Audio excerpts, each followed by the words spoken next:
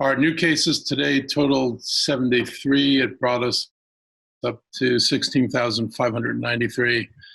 We had 2 additional deaths. In terms of the state in general, 56% of the new cases are coming from the Baltimore metropolitan area, and 11% of the new cases are under 19 years old.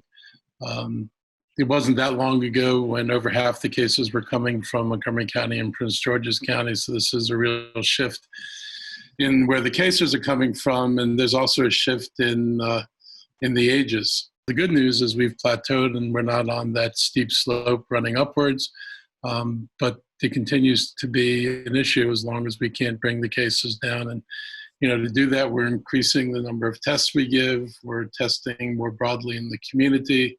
We're partnering with community groups that may have better access to some hard-to-reach communities than the county government normally has.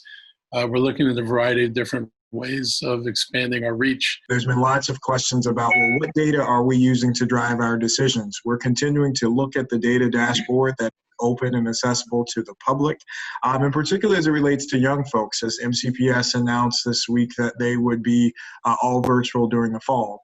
The reality is, when we look at where we are, as the county executive pointed out, we've made tremendous strides to get to the point where we're averaging 70 cases a day.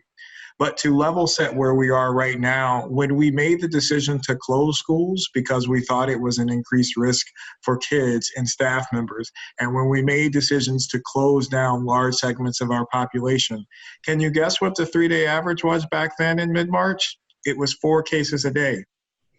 So we've made a lot of progress, but we still have a long ways to go before we can make sure that we can open up any other aspects of our society, whether we're talking about schools, athletic venues, those kinds of things, because we need to see the burden of the virus drop even more so that we can feel that when we do open up and make provisions for those things, that we can do so safely and minimize transmission.